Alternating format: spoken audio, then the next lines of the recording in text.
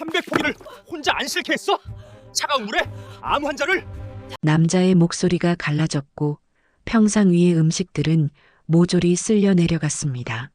수육 접시는 날아가고 막걸리 병은 바닥에 떨어져 깨졌습니다. 마당 한가운데 한 여자가 쓰러져 있었습니다. 젖은 옷, 부은 뺨, 파란 손, 그 옆으로 배추 200포기가 산처럼 쌓여 있었어요. 대체 무슨 일이 있었던 걸까요? 그날 아침은 이렇게 시작됐습니다. 저는 한미란이라고 합니다. 52살의 평범한 가정주부예요. 이야기는 김장 전날 밤 11시부터 시작됩니다. 저는 침대에 누워 있었어요. 남편 준혁 씨는 이미 코를 골며 자고 있었습니다. 드르렁, 드르렁. 익숙한 소리였어요. 그때 핸드폰이 진동했습니다. 부르르. 화면을 봤어요. 문자, 부산대학교 병원, 검사 결과가 나왔습니다.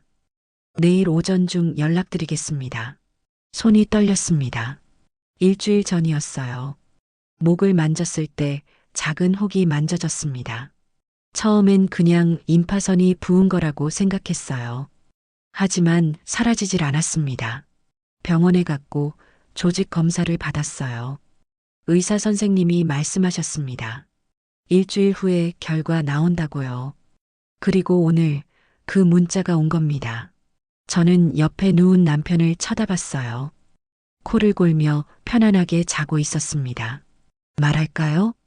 여보, 나 병원에서 연락 왔어. 목에 혹이 생겨서 검사 받았는데 내일 결과 나온대. 그렇게 말할까요? 하지만 입이 떨어지질 않았습니다. 말해봤자 뭐가 달라질까요? 남편은 제 얘기를 들어준 적이 없었어요. 힘들다고 하면 이렇게 말했습니다. 엄마가 원래 그러시니까 참아. 조금만 더 참아. 12회 동안 똑같은 말만 들었어요. 저는 조용히 문자를 삭제했습니다. 손가락으로 삭제 버튼을 눌렀어요. 휙! 문자가 사라졌습니다. 아무 일도 없었던 것처럼요. 천장을 바라봤습니다. 어둠 속에서 희미하게 보이는 천장. 저는 속으로 중얼거렸어요. 내일 김장만 끝내면. 그러면 병원 가지 뭐. 김장은 시어머니께서 제일 중요하게 여기시는 행사거든요. 동네 친구분들한테 자랑하시려고 올해는 300포기나 주문하셨어요. 내일 제가 혼자 다 씻어야 합니다. 아프다고 말하면요?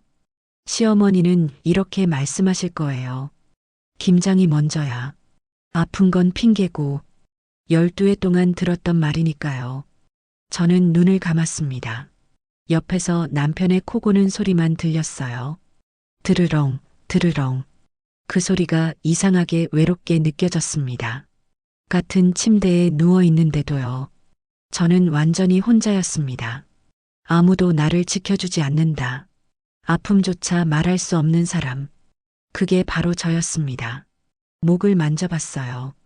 작은 혹이 여전히 만져졌습니다. 내일이면 알게 되겠죠. 이게 뭔지. 하지만 오늘 밤은 그냥 잠이나 자야겠습니다. 내일 새벽 5시에 일어나야 하니까요. 김장을 하러 가야 하니까요. 저는 천천히 눈을 감았습니다. 새벽 5시. 알람이 울렸습니다. 저는 조용히 일어났어요. 남편은 여전히 자고 있었습니다. 씻고 옷을 입고 집을 나섰습니다. 부산시대까지는 차로 1시간 반이 걸렸어요.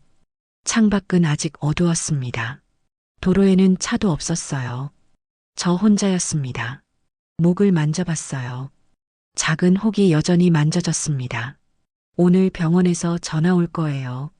하지만 지금은 생각하지 말아야 했습니다. 김장이 먼저니까요. 시댁에 도착했습니다. 마당에 불이 켜져 있었어요. 그리고 그 순간 저는 숨이 막혔습니다.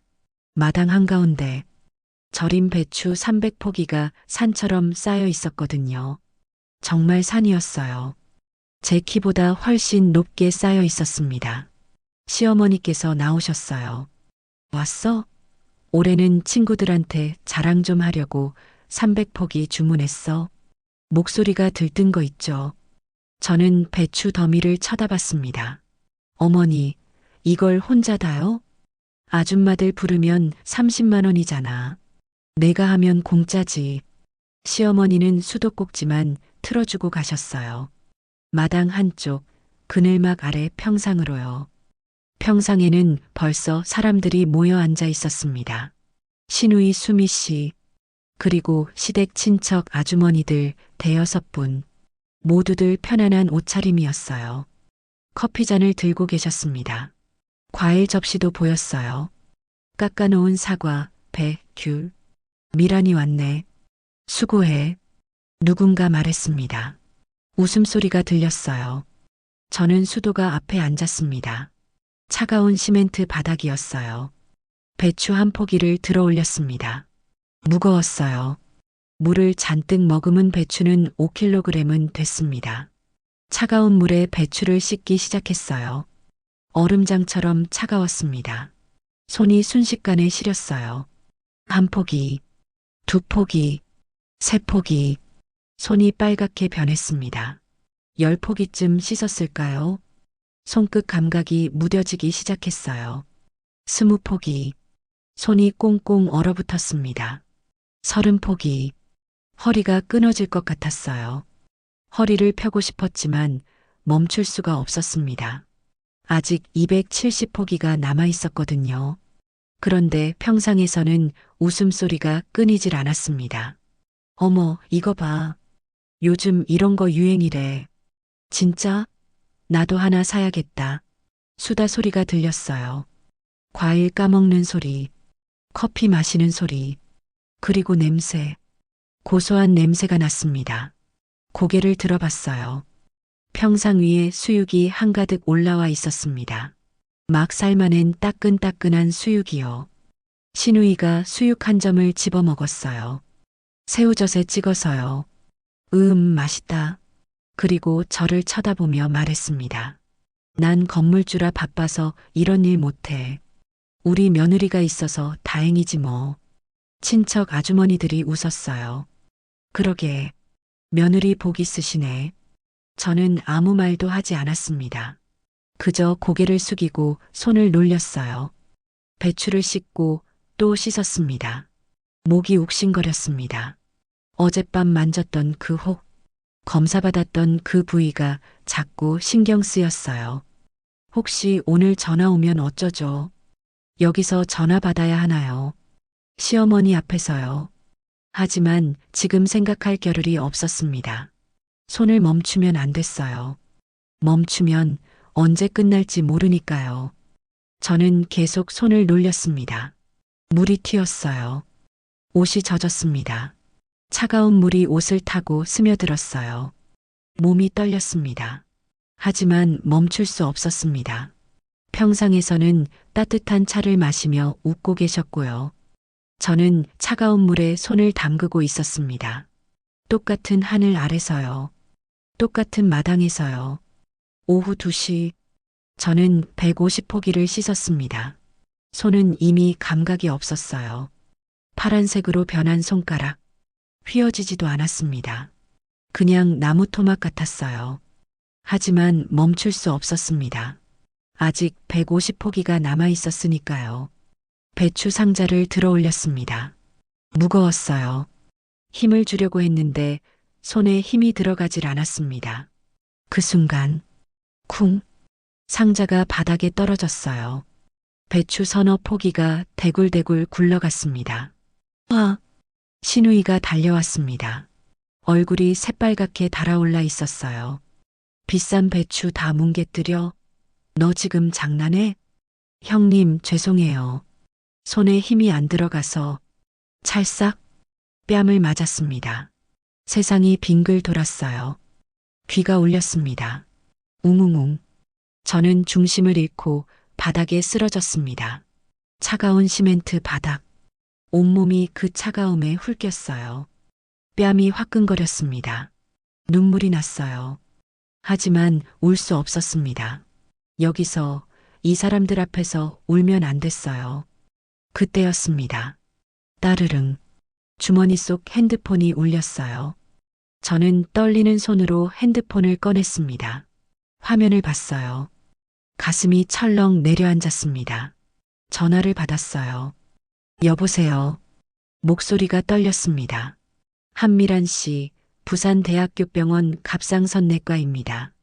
의사 선생님의 목소리는 차분했습니다. 너무 차분해서 오히려 무서웠어요. 검사 결과가 나왔습니다. 숨이 멎었습니다. 갑상선암으로 확진되었습니다. 빠른 시일 내에 병원에 오셔야 합니다. 수술 일정을 잡아야 하니까요. 의사 선생님의 목소리가 계속 들렸습니다. 하지만 아무것도 들리지 않았어요. 머릿속이 하얗게 비었습니다. 갑상선암, 수술, 손에서 힘이 풀렸습니다. 핸드폰이 손가락 사이로 미끄러졌어요.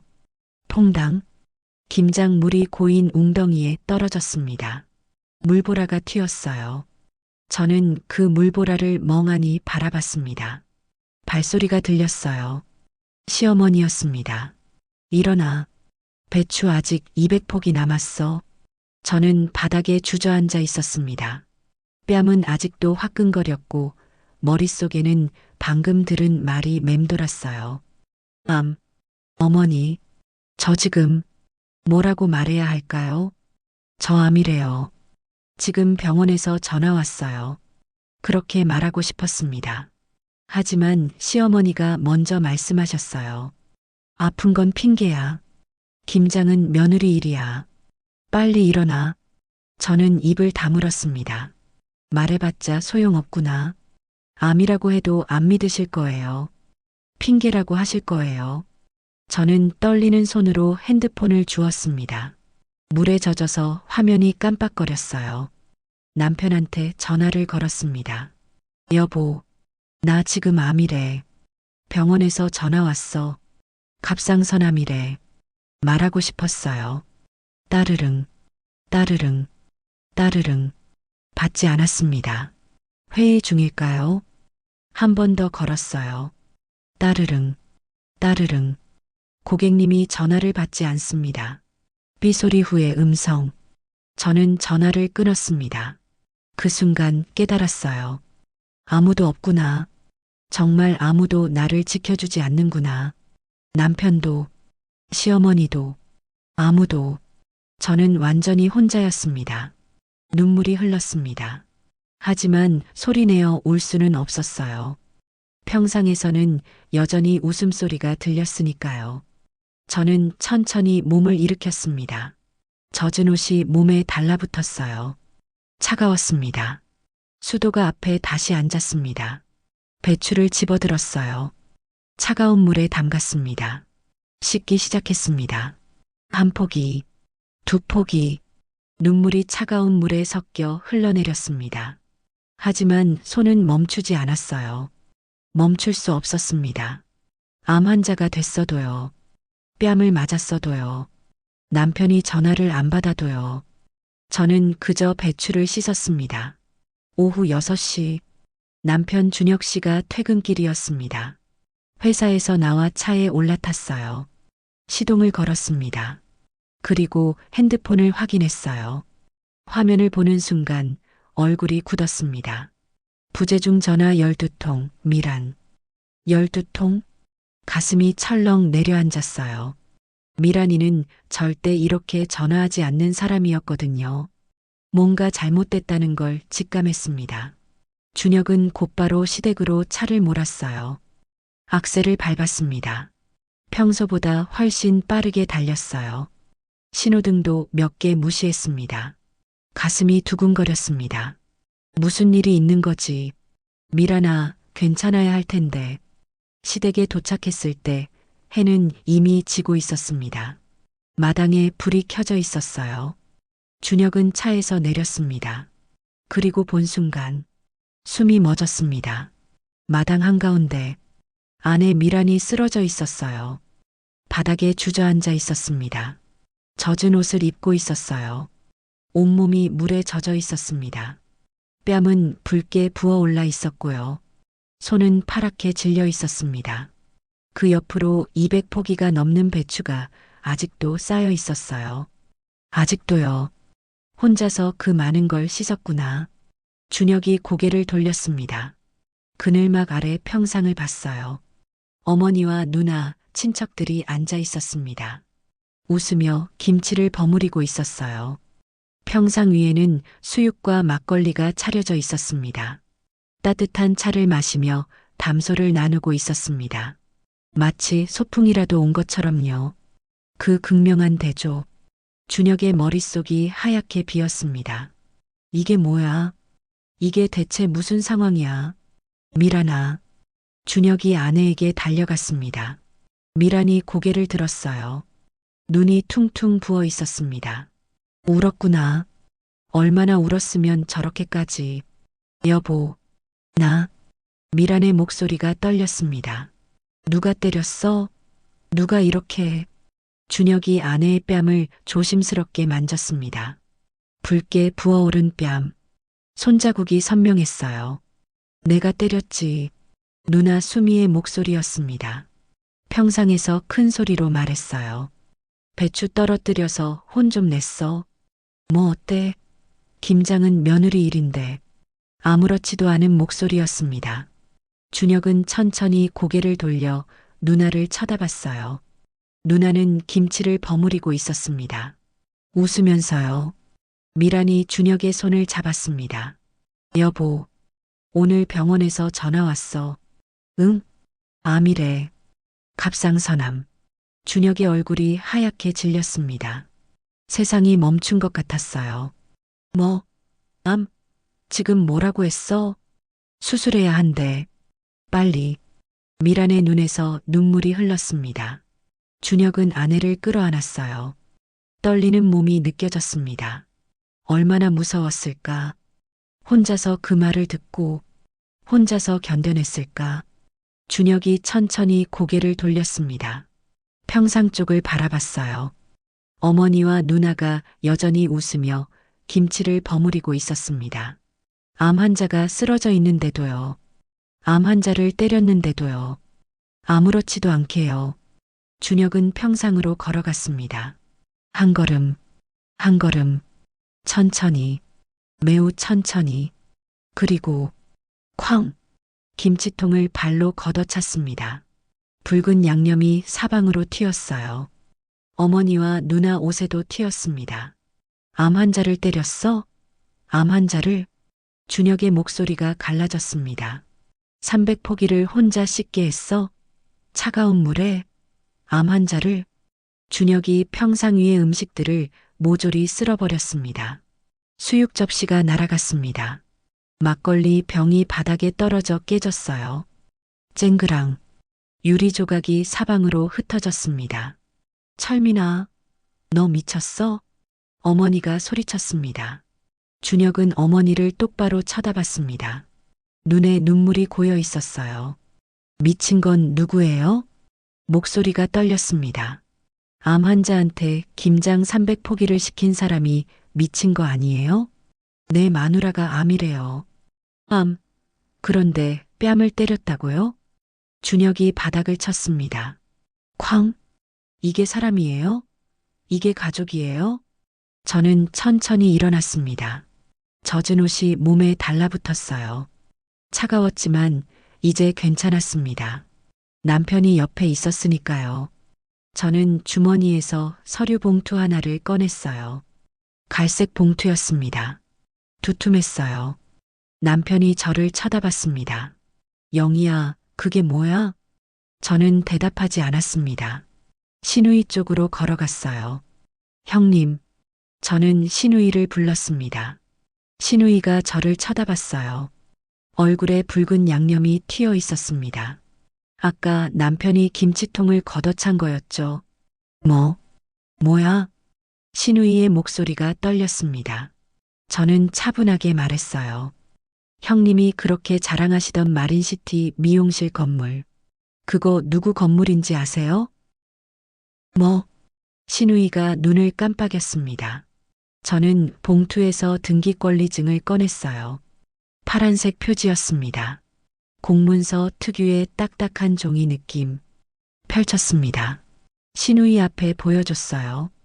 소재지 부산광역시 해운대구 마린시티 우동 2506호 소유자 한미란. 신우이의 눈이 커졌습니다. 입이 떡 벌어졌어요. 이게 뭐야? 목소리가 떨렸습니다. 저는 조용히 말했어요. 제 건물이에요. 12년 전에 경매로 땄어요. 정적이 흘렀습니다. 아무도 말이 없었어요. 마당이 조용했습니다. 바람 소리만 들렸어요. 시어머니의 입이 떡 벌어져 있었습니다. 신우이는 등기권리증을 들여다보고 있었어요. 손이 떨렸습니다. 종이가 바들바들 떨렸습니다. 주변 공기가 얼어붙은 것 같았어요. 저는 계속 말했습니다. 형님이 그렇게 건물주 욕하실 때마다요. 신우이가 저를 쳐다봤어요. 저 속으로 웃었어요. 제 목소리는 차가웠습니다. 감정이 없었어요. 월세 비싸다고 건물주 악덕이라고 하실 때요. 신우이의 얼굴이 점점 하얗게 질려갔습니다. 그 건물주가 접니다. 신우이가 뒷걸음질 쳤습니다. 그럼 내가 낸 월세가 제 통장으로 들어갔죠. 저는 고개를 끄덕였습니다. 그런데 형님, 신우이가 저를 쳐다봤어요. 2년 동안 월세 안 내셨더라고요. 저는 또 다른 서류를 꺼냈습니다. 흰 종이였어요. 빨간 글씨가 인쇄되어 있었습니다. 월세 연체 내역서 총 4,800만 원. 오늘까지 밀린 월세예요. 신우이가 서류를 받아들었습니다. 손이 떨렸어요. 종이를 제대로 잡지도 못했습니다. 잠깐만. 신우이가 말했습니다. 하지만 저는 멈추지 않았어요. 그리고요. 저는 시어머니를 쳐다봤습니다. 시어머니가 저를 쳐다봤어요. 얼굴이 새하얗게 질려 있었습니다. 어머니가 살고 계신 이 아파트도요. 저는 천천히 말했어요. 제 겁니다. 시어머니가 비틀거렸습니다. 뒤에 있던 의자를 붙잡았어요. 뭐라고? 이 아파트 제 명의예요. 저는 마당을 둘러봤습니다. 김장 배추가 쌓인 마당. 방금 전까지 저를 괴롭혔던 그 마당. 12년 전부터요. 제 집이었어요. 신우이가 바닥에 주저앉았습니다. 손에 들고 있던 서류가 떨어졌어요. 휙! 바람에 날렸습니다. 시어머니도 의자에 털썩 앉으셨어요. 손으로 가슴을 움켜쥐셨습니다. 저는 그 모습을 조용히 바라봤습니다. 12년 동안요. 12년 동안 저를 무시했던 사람들, 혼수도 없다고 비웃었던 사람들, 며느리를 하인처럼 대했던 사람들, 지금 제 앞에서 무너지고 있었습니다. 남편이 제 옆으로 왔습니다. 영희야. 그럼 그동안 남편도 충격받은 얼굴이었어요. 저는 남편의 손을 잡았습니다. 여보, 나중에 얘기할게요. 그리고 다시 신우이를 쳐다봤어요. 형님, 아까 뭐라고 하셨죠? 신우이가 고개를 들었습니다. 눈에 눈물이 고여 있었어요. 저는 차갑게 말했습니다. 난 건물주라 바빠서 이런 일 못한다고 하셨죠? 신우이가 입을 떨었습니다. 맞아요. 형님은 건물주 아니에요. 저는 천천히 말했어요.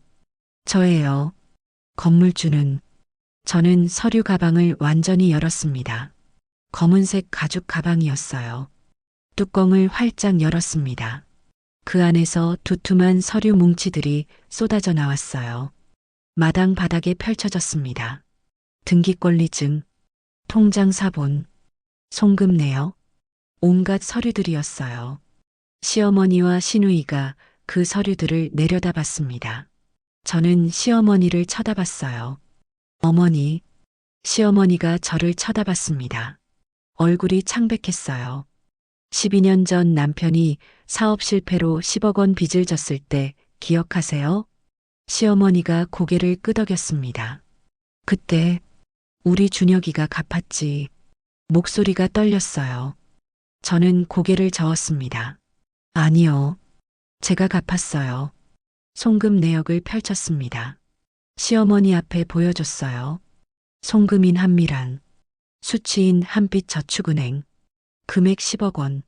10억 원. 제 계좌에서 나갔어요. 시어머니가 서류를 들여다봤습니다.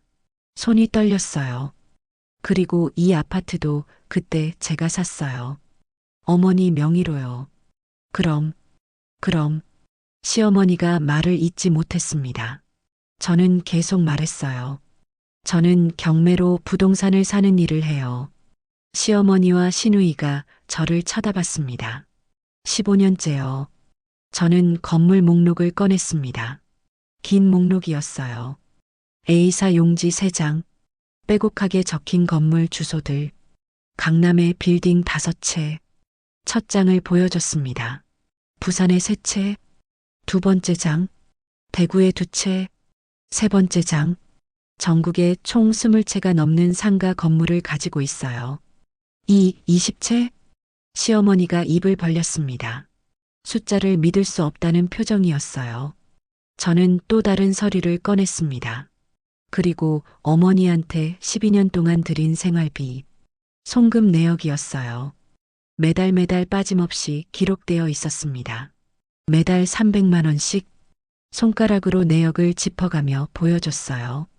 총 5억 원이 넘어요. 시어머니의 얼굴이 점점 하얗게 질려갔습니다. 전부 제 돈이었어요. 저는 마지막으로 통장을 꺼냈습니다. 파란색 통장이었어요. 첫 페이지를 펼쳤습니다. 시어머니 앞에 보여줬어요. 예금주 한미란. 잔액 538억 원. 시어머니가 그 숫자를 봤습니다. 눈이 커졌어요. 입이 떡 벌어졌습니다. 500억? 목소리가 떨렸습니다. 믿을 수 없다는 표정이었어요. 네. 이게 제 재산이에요. 저는 조용히 말했습니다. 감정 없이요. 그저 사실만 말했습니다. 제가 이 집안 먹여 살렸어요. 시어머니가 저를 쳐다봤습니다. 12년 동안 완전한 침묵이 흘렀습니다. 바람 소리도 들리지 않았어요. 아무 소리도 없었습니다. 시누이는 바닥에 주저앉았습니다. 양손으로 얼굴을 가렸어요. 어깨가 떨렸습니다. 시어머니는 의자를 붙잡고 겨우 서 있었어요. 다리에 힘이 풀린 것 같았습니다. 남편 준혁 씨는 그 모든 걸 멍하니 지켜보고 있었습니다. 입을 벌린 채로요. 아내가 누군지 처음 알게 된 표정이었어요. 저는 그 모습들을 조용히 바라봤습니다. 12년 동안요. 12년 동안 혼수 없다고 비웃었던 사람들. 12년 동안 며느리를 하인처럼 부렸던 사람들. 12년 동안 무시하고 깔보았던 사람들. 지금 제 앞에서 완전히 무너져 있었습니다. 세상이 뒤집어진 순간이었습니다. 저는 서류들을 천천히 가방에 넣었어요. 하나하나요. 등기권리증, 통장, 송금 내역. 다시 가방을 닫았습니다. 찰칵. 잠금 장치가 걸리는 소리가 마당에 울렸습니다. 저는 남편을 쳐다봤어요. 여보, 이제 가요. 남편이 고개를 끄덕였습니다. 응, 그래. 목소리가 떨렸어요. 남편도 아직 충격에서 벗어나지 못한 것 같았습니다. 저는 마당을 둘러봤어요. 배추 300포기, 차가운 물, 김장독, 이 모든 것들이요.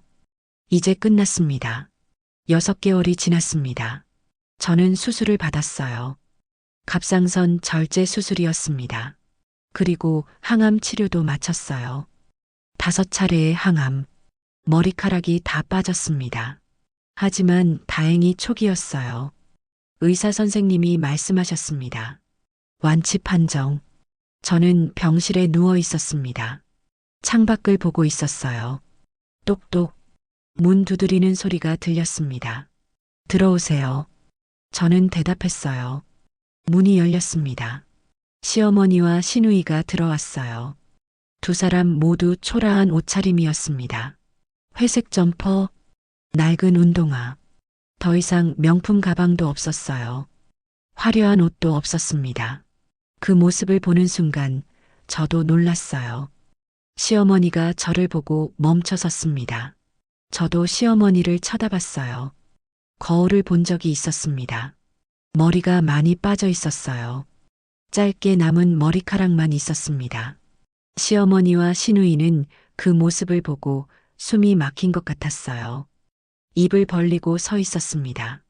미란아, 시어머니가 다가왔습니다. 천천히요.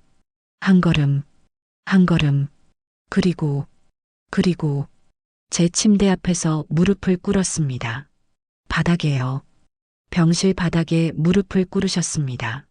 미안하다. 시어머니의 목소리가 떨렸습니다. 우리가 암 환자를 그렇게 대했습니다. 목소리가 갈라졌어요. 우리가 짐승만도 못했어요.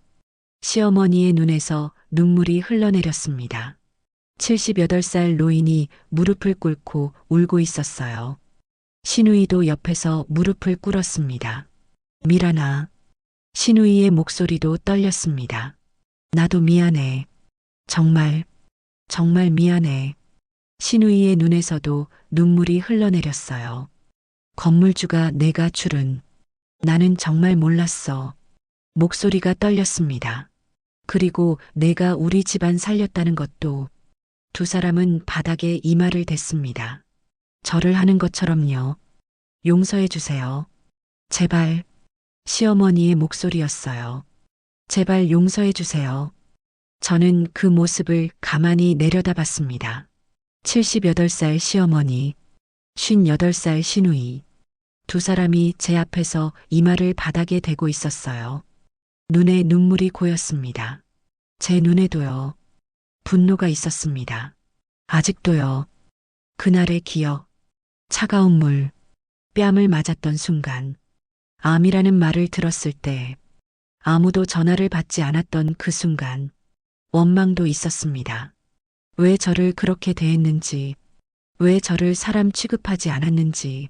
하지만 동시에 연민도 있었습니다. 이렇게 무릎 꿇고 있는 모습, 이렇게 고개 숙이고 있는 모습, 진심으로 뉘우치고 있는 모습. 저는 천천히 입을 열었습니다. 일어나세요. 시어머니가 고개를 들었어요. 눈물로 범벅이 된 얼굴이었습니다. 미란아, 정말 미안하다. 일어나세요. 어머니, 저는 다시 말했어요. 시어머니와 시누이가 천천히 일어났습니다.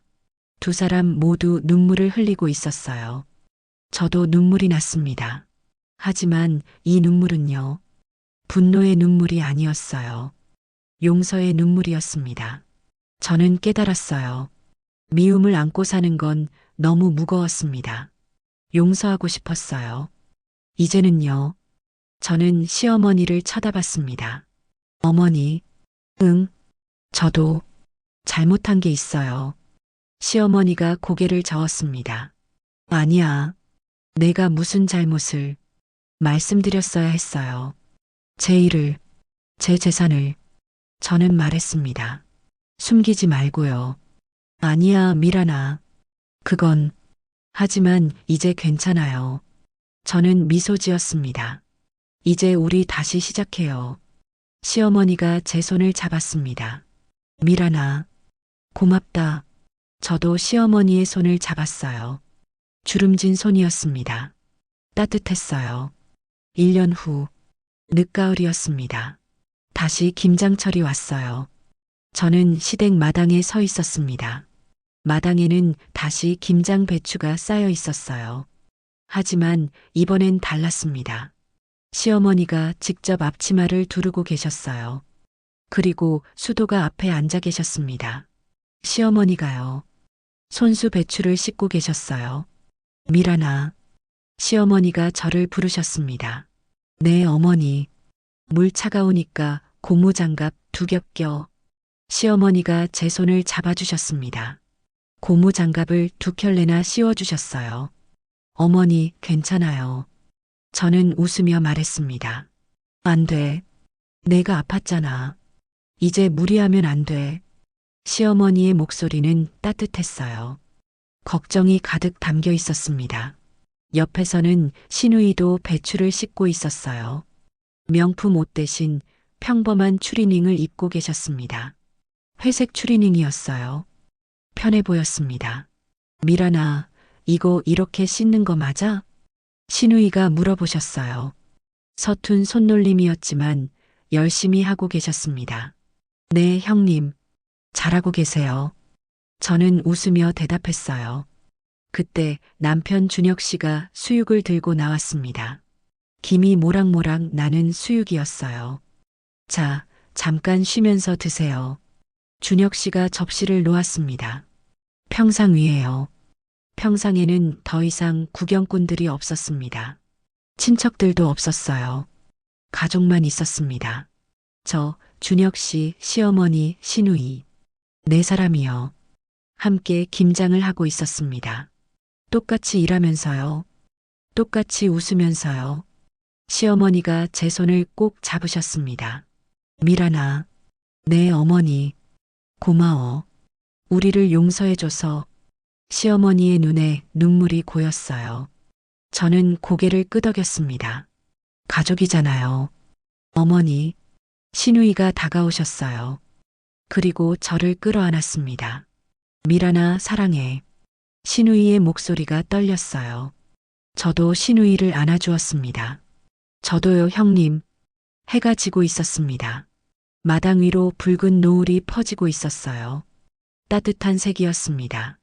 마당에는 웃음소리가 흘렀어요. 김치를 담그는 소리, 배추를 씻는 소리, 가족들의 웃음소리, 모든 게 따뜻했습니다. 저는 깨달았어요. 그날 이후요. 김장은 벌이 아니라 가족이 되었습니다. 혼자 하는 고통이 아니라요. 함께하는 행복이 되었어요. 그리고 저는 알게 되었습니다. 진정한 가족은 피가 아니라 용서에서 완성된다는 것을요. 김장이 끝났습니다. 저는 김장독을 덮었어요. 그리고 하늘을 올려다봤습니다. 붉은 노을이 지고 있었어요. 아름다웠습니다. 준혁 씨가 뒤에서 제 어깨를 안아주었습니다. 행복해? 준혁 씨가 물었어요. 저는 고개를 끄덕였습니다. 응, 정말 행복해.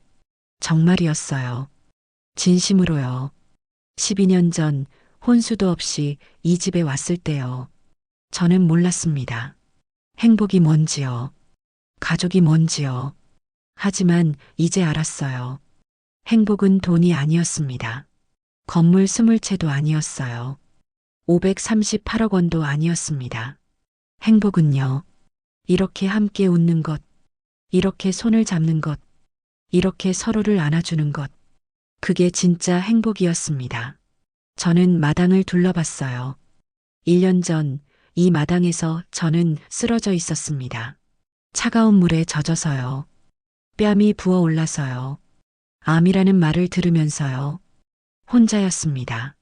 완전히 혼자였어요. 하지만 지금은 달랐습니다. 저는 혼자가 아니었어요. 가족이 있었습니다. 진짜 가족이요. 피가 아니라 용서로 만들어진 가족. 그게 바로 우리였습니다. 노을이 점점 짙어졌어요. 하늘이 붉게 물들었습니다. 아름다웠어요. 정말 아름다웠습니다. 저는 준혁 씨의 손을 잡았어요. 여보, 고마워. 응? 옆에 있어줘서. 준혁 씨가 웃었습니다. 당연하지. 우린 가족이잖아. 네. 우린 가족입니다. 진정한 가족이요.